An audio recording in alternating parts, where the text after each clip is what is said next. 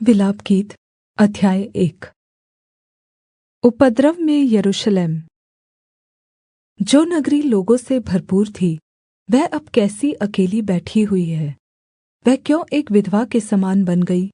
वह जो जातियों की दृष्टि में महान और प्रान्तों में रानी थी, अब क्यों कर देने वाली हो गई है। रात को वह फूट फूट कर रोती है, उसके आँसू गालों पर ढलकते हैं। उसके सब यारों में से अब कोई उसे शान्ति नहीं देता। उसके सब मित्रों ने उससे विश्वासघात किया और उसके शत्रु बन गए हैं। यहूदा दुःख और कठिन दासत्व के कारण परदेश चली गई, परन्तु अन्य जातियों में रहती हुई वह चैन नहीं पाती। उसके सब खदेड़ने वालों ने उसकी सकेती में उसे पकड़ लिया है। सिय्योन के मार्ग विलाप कर रहे हैं, क्योंकि नियत पर्वों में कोई नहीं आता है। उसके सब फाटक सुनसान पड़े हैं, उसके याजक कराहते हैं। उसकी कुमारियाँ शोकित हैं और वह आप कठिन दुःख भोग रही है। उसके द्रोही प्रधान हो गए, उसके शत्रु उन्नति कर रहे हैं, क्योंकि यहोवा ने उसके बहुत से अपराधों के कारण उसे दुःख दिया है। उसके बाल बच्चों को शत्रु हाँक कर बँधुआई में ले गए। सिय्योन की पुत्री का सारा प्रताप जाता रहा है। उसके हाकिम ऐसे हिरनों के समान हो गए हैं, जिन्हें कोई चारागाह नहीं मिलती। वे खदेड़ने वालों के सामने से बलहीन होकर भागते हैं। यरूशलेम ने इन दुःख भरे और संकट के दिनों में, जब उसके लोग द्रोहियों के हाथ में पड़े और उसका कोई सहायक न रहा, अपनी सब मनभावनी वस्तुओं को जो प्राचीनकाल से उसकी थी स्मरण किया है। उसके द्रोहियों ने उसको उजड़ा देखकर उपहास में उड़ाया है। यरूशलेम ने बड़ा पाप किया, इसलिए वह अशुद्ध स्त्री सी हो गई है। जितने उसका आदर करते थे, वे उसका निरादर करते हैं, क्योंकि उन्होंने उसकी नंगाई देखी है। हाँ, वह कराहती हुई मुँह फेर लेती है। उसकी अशुद्धता उसके वस्त्र पर है। उसने अपने अन्त का स्मरण न रखा, इसलिए वह भयंकर रीति से गिराई गई और कोई उसे शान्ति नहीं देता है। हे यहोवा, मेरे दुःख पर दृष्टि कर, क्योंकि शत्रु मेरे विरुद्ध सफल हुआ है। द्रोहियों ने उसकी सब मनभावनी वस्तुओं पर हाथ बढ़ाया है। हाँ, अन्य जातियों को, जिनके विषय में तूने आज्ञा दी थी कि वे तेरी सभा में भागी न होने पाएँगी, उनको उसने तेरे पवित्र स्थान में घुसा हुआ देखा है। उसके सब निवासी कराहते हुए भोजन वस्तु ढूँढ़ रहे हैं। उन्होंने अपना प्राण बचाने के लिए अपनी मनभावनी वस्तुएँ बेचकर भोजन मोल लिया है। हे यहोवा, दृष्टि कर और ध्यान से देख, क्योंकि मैं तुच्छ हो गई हूँ। हे सब बटोहियों, क्या तुम्हें इस बात की कुछ भी चिन्ता नहीं? दृष्टि करके देखो, क्या मेरे दुःख से बढ़कर कोई और पीड़ा है, जो यहोवा ने अपने क्रोध के दिन मुझ पर डाल दी है? उसने ऊपर से मेरी हड्डियों में आग लगाई है और वे उससे भस्म हो गई। उसने मेरे पैरों के लिए जाल लगाया और मुझ को उल्टा फेर दिया है। उसने ऐसा किया कि मैं त्यागी हुई सी और रोग से लगातार निर्बल रहती हूँ। उसने जुए की रस्सियों की समान मेरे अपराधों को अपने हाथ से कसा है। उसने उन्हें बँटकर मेरी गर्दन पर चढ़ाया और मेरा बल घटा दिया है। जिनका मैं सामना भी नहीं कर सकती, उन्हीं के वश में यहोवा ने मुझे कर दिया है। यहोवा ने मेरे सब पराक्रमी पुरुषों को तुच्छ जाना। उसने नियत पर्व का प्रचार करके लोगों को मेरे विरुद्ध बुलाया कि मेरे जवानों को पीस डाले। यहूदा की कुमारी कन्या को यहोवा ने मानो कुण्ड में पेरा है। इन बातों के कारण मैं रोती हूँ, मेरी आँखों से आँसू की धारा बहती रहती है, क्योंकि जिस शान्तिदाता के कारण मेरा जी हरा भरा हो जाता था, वह मुझसे दूर हो गया। मेरे बच्चे अकेले हो गए, क्योंकि शत्रु प्रबल हुआ है। सिय्योन हाथ फैलाए हुए है, उसे कोई शान्ति नहीं देता।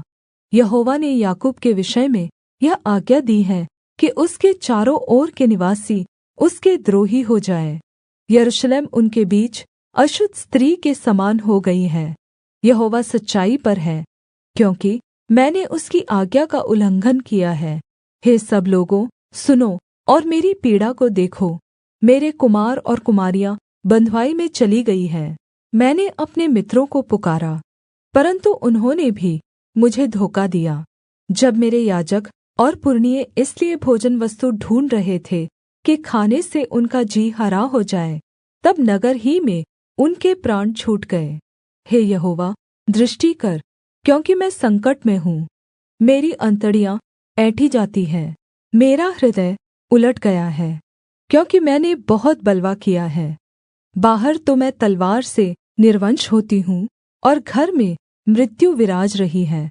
उन्होंने सुना है कि मैं कराहती हूँ, परन्तु कोई मुझे शान्ति नहीं देता। मेरे सब शत्रुओं ने मेरी विपत्ति का समाचार सुना है। वे इससे हर्षित हो गए कि तू ही ने यह किया है। परन्तु जिस दिन की चर्चा तूने प्रचार करके सुनाई है, उसको तू दिखा, तब वे भी मेरे समान हो जाएँगे। उनकी सारी दुष्टता की ओर दृष्टि कर, और जैसा मेरे सारे अपराधों के कारण तूने मुझे दण्ड दिया, वैसा ही उनको भी दण्ड दे, क्योंकि मैं बहुत ही कराहती हूँ और मेरा हृदय रोग से निर्बल हो गया है। विलाप गीत अध्याय 2।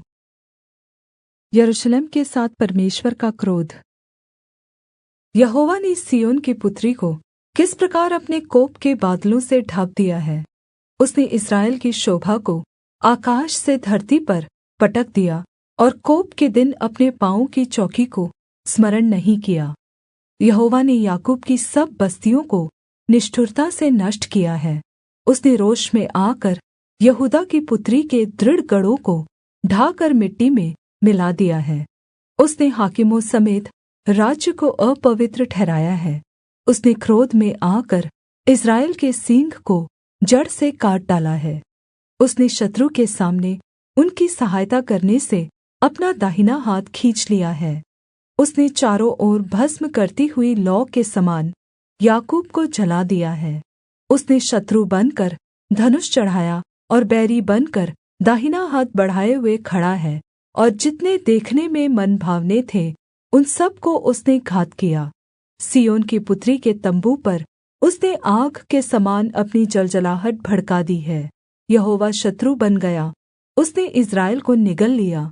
उसके सारे भवनों को उसने मिटा दिया और उसके दृढ़ गढ़ों को नष्ट कर डाला है, और यहूदा की पुत्री का रोना पीटना बहुत बढ़ाया है। उसने अपना मंडप बारी के मचान के समान अचानक गिरा दिया। अपने मिलाप स्थान को उसने नाश किया है। यहोवा ने सिय्योन में नियत पर्व और विश्राम दिन दोनों को भुला दिया है, और अपने भड़के हुए कोप से राजा और याजक दोनों का तिरस्कार किया है। यहोवा ने अपनी वेदी मन से उतार दी और अपना पवित्र स्थान अपमान के साथ तज दिया है। उसके भवनों की दीवारों को उसने शत्रुओं के वश में कर दिया। यहोवा के भवन में उन्होंने ऐसा कोलाहल मचाया कि मानो नियत पर्व का दिन हो। यहोवा ने सिय्योन की कुमारी की शहरपनाह तोड़ डालने की ठानी थी। उसने डोरी डाली और अपना हाथ उसे नाश करने से नहीं खींचा। उसने किले और शहरपनाह दोनों से विलाप करवाया। वे दोनों एक साथ गिराए गए हैं। उसके फाटक भूमि में धँस गए हैं। उनके बेड़ों को उसने तोड़कर नाश किया। उसके राजा और हाकिम अन्य जातियों में रहने के कारण व्यवस्था रहित हो गए हैं, और उसके भविष्यद्वक्ता यहोवा से दर्शन नहीं पाते हैं। सिय्योन की पुत्री के पुरनिये भूमि पर चुपचाप बैठे हैं। उन्होंने अपने सिर पर धूल उड़ाई और टाट का फेंटा बाँधा है। यरूशलेम की कुमारियों ने अपना-अपना सिर भूमि तक झुकाया है। मेरी आँखें आँसू बहाते-बहाते धुंधली पड़ गई हैं। मेरी अंतड़ियाँ ऐंठी जाती हैं। मेरे लोगों की पुत्री के विनाश के कारण मेरा कलेजा फट गया है, क्योंकि बच्चे वरन् दूध पीते बच्चे भी नगर के चौकों में मूर्छित होते हैं। वे अपनी-अपनी माता से रोकर कहते हैं, अन्न और दाखमधु कहाँ है? वे नगर के चौकों में घायल किए हुए मनुष्य के समान मूर्छित होकर अपने प्राण अपनी-अपनी माता की गोद में छोड़ते हैं। हे यरूशलेम की पुत्री, मैं तुझसे क्या कहूँ? मैं तेरी उपमा किस से दूँ? हे सिय्योन की कुमारी कन्या, मैं कौन सी वस्तु तेरे समान ठहराकर तुझे शान्ति दूँ? क्योंकि तेरा दुःख समुद्र सा अपार है, तुझे कौन चंगा कर सकता है। तेरे भविष्यद्वक्ताओं ने दर्शन का दावा करके तुझसे व्यर्थ और मूर्खता की बातें कही हैं। उन्होंने तेरा अधर्म प्रगट नहीं किया, नहीं तो तेरी बँधुआई न होने पाती, परन्तु उन्होंने तुझे व्यर्थ के और झूठे वचन बताए, जो तेरे लिये देश से निकाल दिए जाने का कारण हुए। सब बटोही तुझ पर ताली बजाते हैं, वे यरूशलेम की पुत्री पर यह कहकर ताली बजाते और सिर हिलाते हैं, क्या यह वही नगरी है जिसे परम सुन्दरी और सारी पृथ्वी के हर्ष का कारण कहते थे। तेरे सब शत्रुओं ने तुझ पर मुँह पसारा है, वे ताली बजाते और दाँत पीसते हैं। वे कहते हैं, हम उसे निगल गए हैं। जिस दिन की बाट हम जोहते थे वह यही है, वह हमको मिल गया, हम उसको देख चुके हैं। यहोवा ने जो कुछ ठाना था वही किया भी है, जो वचन वह प्राचीन काल से कहता आया है वही उसने पूरा भी किया है। उसने निष्ठुरता से तुझे ढा दिया है, उसने शत्रुओं को तुझ पर आनन्दित किया और तेरे द्रोहियों के सींग को ऊँचा किया है। वे प्रभु की ओर तन मन से पुकारते हैं, हे सिय्योन की कुमारी की शहरपनाह, अपने आँसू रात दिन नदी के समान बहाती रह। तनिक भी विश्राम न ले, न तेरी आँख की पुतली चैन ले। रात के हर पहर के आरम्भ में उठकर चिल्लाया कर, प्रभु के सम्मुख अपने मन की बातों को धारा के समान उण्डेल। तेरे बाल बच्चे जो हर एक सड़क के सिरे पर भूख के कारण मूर्छित हो रहे हैं, उनके प्राण के निमित्त अपने हाथ उसकी ओर फैला। हे यहोवा, दृष्टि कर और ध्यान से देख कि तूने यह सब दुःख किसको दिया है। क्या स्त्रियाँ अपना फल अर्थात् अपनी गोद के बच्चों को खा डालें? हे प्रभु, क्या याजक और भविष्यद्वक्ता तेरे पवित्र स्थान में घात किए जाएँ? सड़कों में लड़के और बूढ़े दोनों भूमि पर पड़े हैं। मेरी कुमारियाँ और जवान लोग तलवार से गिर गए हैं। तूने कोप करने के दिन उन्हें घात किया, तूने निष्ठुरता के साथ उनका वध किया है। तूने मेरे भय के कारणों को नियत पर्व की भीड़ के समान चारों ओर से बुलाया है, और यहोवा के कोप के दिन न तो कोई भाग निकला और न कोई बच रहा है। जिनको मैंने गोद में लिया और पाल पोसकर बढ़ाया था, मेरे शत्रु ने उनका अंत कर डाला है। विलाप गीत अध्याय 3। भविष्यद्वक्ता की व्यथा और उसकी आशा। उसके रोष की छड़ी से दुःख भोगने वाला पुरुष मैं ही हूँ। वह मुझे ले जाकर उजियाले में नहीं, अंधियारे ही में चलाता है। उसका हाथ दिन भर मेरे ही विरुद्ध उठता रहता है। उसने मेरा माँस और चमड़ा गला दिया है और मेरी हड्डियों को तोड़ दिया है। उसने मुझे रोकने के लिए किला बनाया और मुझ को कठिन दुःख और श्रम से घेरा है। उसने मुझे बहुत दिन के मरे हुए लोगों के समान अंधेरे स्थानों में बसा दिया है। मेरे चारों ओर उसने बाड़ा बाँधा है कि मैं निकल नहीं सकता। उसने मुझे भारी साँकल से जकड़ा है। मैं चिल्ला चिल्ला के दुहाई देता हूँ, तो भी वह मेरी प्रार्थना नहीं सुनता। मेरे मार्गों को उसने गड़े हुए पत्थरों से रोक रखा है, मेरी डगरों को उसने टेढ़ी कर दिया है। वह मेरे लिए घात में बैठे हुए रीछ और घात लगाए हुए सिंह के समान है। उसने मुझे मेरे मार्गों से भुला दिया और मुझे फाड़ डाला। उसने मुझ को उजाड़ दिया है। उसने धनुष चढ़ाकर मुझे अपने तीर का निशाना बनाया है। उसने अपनी तीरों से मेरे हृदय को बेध दिया है। सब लोग मुझ पर हँसते हैं और दिन भर मुझ पर ढालकर गीत गाते हैं। उसने मुझे कठिन दुःख से भर दिया और नागदौना पिलाकर तृप्त किया है।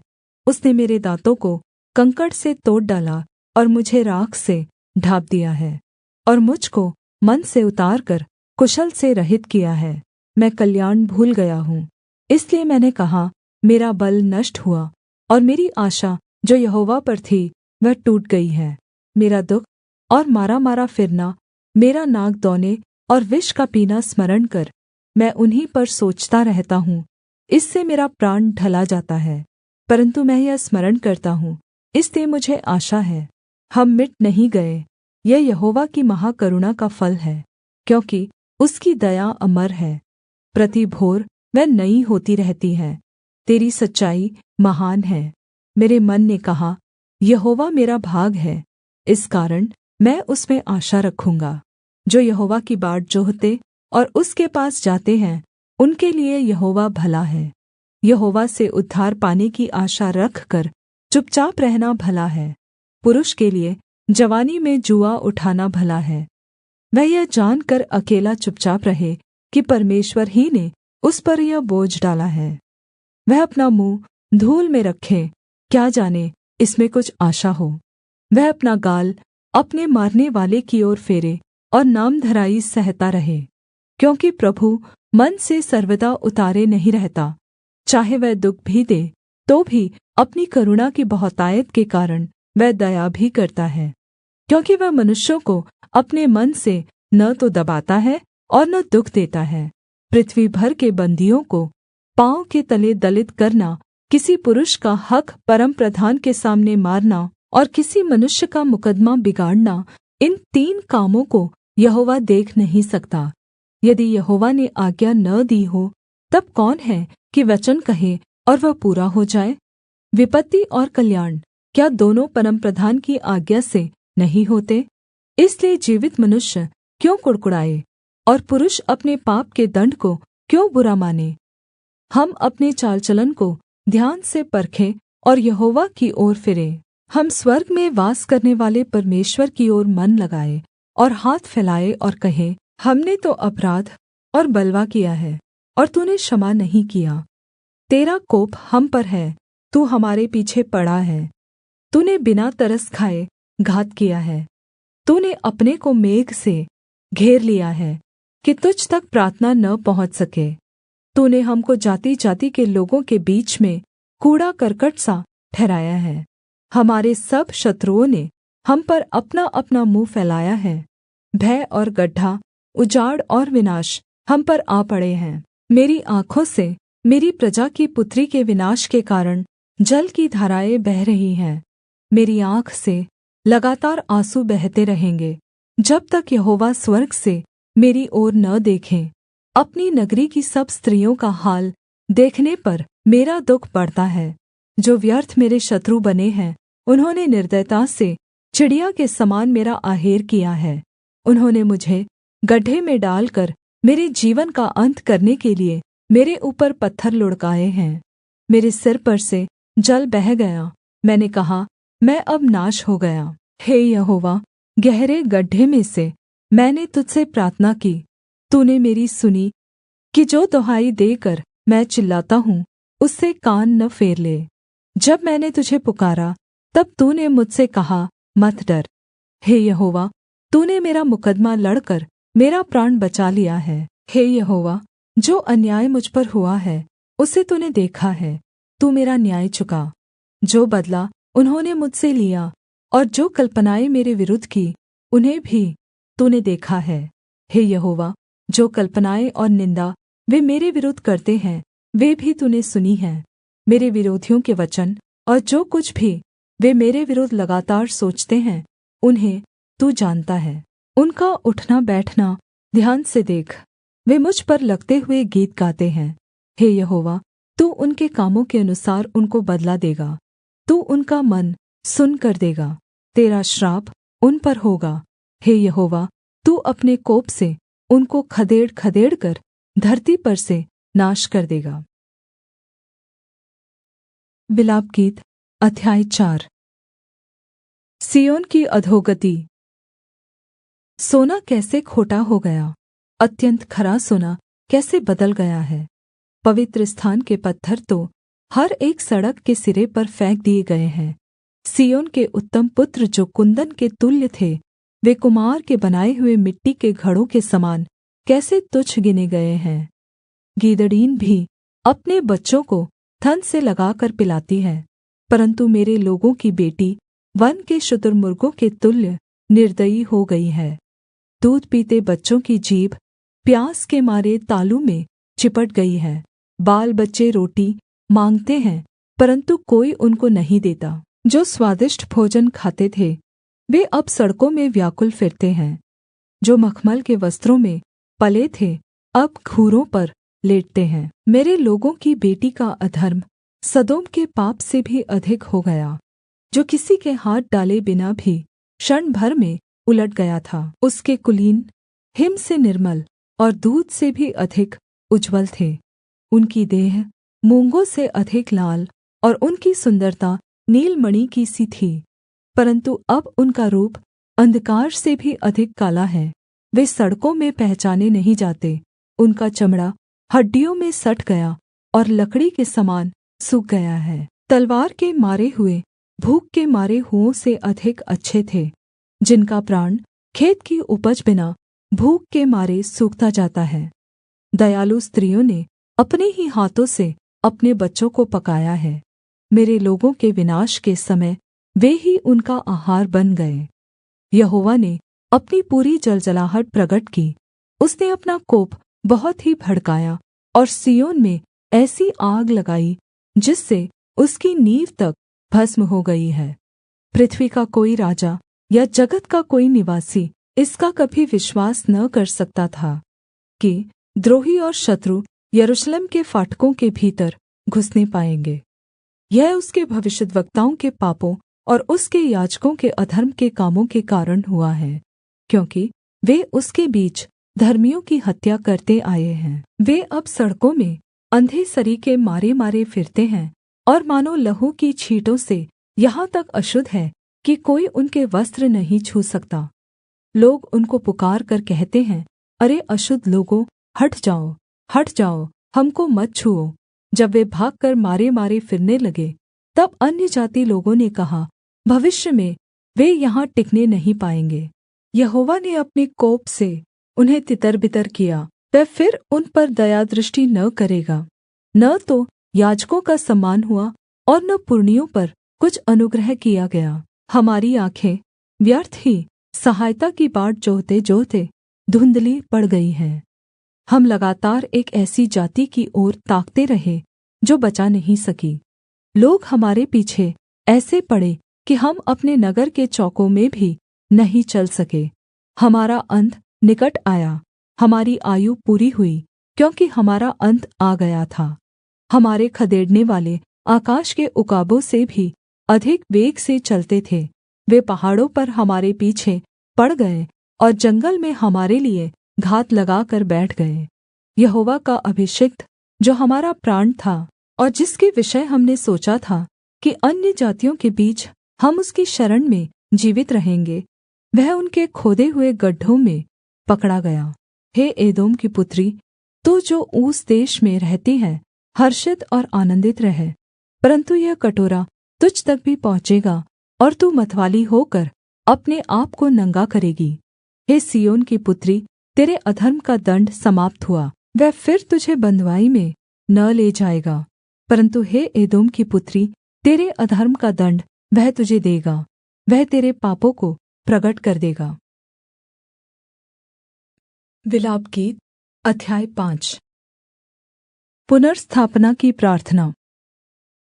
हे यहोवा, स्मरण कर कि हम पर क्या-क्या बीता है। हमारी ओर दृष्टि करके हमारी नामधराई को देख। हमारा भाग परदेशियों का हो गया और हमारे घर परायों के हो गए हैं। हम अनाथ और पिताहीन हो गए। हमारी माताएँ विधवा सी हो गई हैं। हम मोल लेकर पानी पीते हैं। हमको लकड़ी भी दाम से मिलती है। खदेड़ने वाले हमारी गर्दन पर टूट पड़े हैं। हम थक गए हैं, हमें विश्राम नहीं मिलता। हम स्वयं मिस्र के अधीन हो गए और अश्शूर के भी, ताकि पेट भर सके। हमारे पुरखाओं ने पाप किया और मर मिटे हैं, परन्तु उनके अधर्म के कामों का भार हमको उठाना पड़ा है। हमारे ऊपर दास अधिकार रखते हैं, उनके हाथ से कोई हमें नहीं छुड़ाता। जंगल में की तलवार के कारण हम अपने प्राण जोखिम में डालकर भोजन वस्तु ले आते हैं। भूख की झुलसाने वाली आग के कारण हमारा चमड़ा तंदूर के समान काला हो गया है। सिय्योन में स्त्रियाँ और यहूदा के नगरों में कुमारियाँ भ्रष्ट की गई हैं। हाकिम हाथ के बल टाँगे गए हैं और पुरनियों का कुछ भी आदर नहीं किया गया। जवानों को चक्की चलानी पड़ती है और बाल बच्चे लकड़ी का बोझ उठाते हुए लड़खड़ाते हैं। अब फाटक पर पुरनिये नहीं बैठते, न जवानों का गीत सुनाई पड़ता है। हमारे मन का हर्ष जाता रहा, हमारा नाचना विलाप में बदल गया है। हमारे सिर पर का मुकुट गिर पड़ा है, हम पर हाय, क्योंकि हमने पाप किया है। इस कारण हमारा हृदय निर्बल हो गया है, इन्हीं बातों से हमारी आँखें धुंधली पड़ गई हैं। क्योंकि सिय्योन पर्वत उजाड़ पड़ा है, उसमें सियार घूमते हैं। परन्तु हे यहोवा, तू तो सदा तक विराजमान रहेगा, तेरा राज्य पीढ़ी-पीढ़ी बना रहेगा। तूने क्यों हमको सदा के लिए भुला दिया है और क्यों बहुत काल के लिए हमें छोड़ दिया है? हे यहोवा, हमको अपनी ओर फेर, तब हम फिर सुधर जाएँगे। प्राचीनकाल के समान हमारे दिन बदलकर ज्यों के त्यों कर दे। क्या तूने हमें बिल्कुल त्याग दिया है? क्या तू हमसे अत्यन्त क्रोधित है?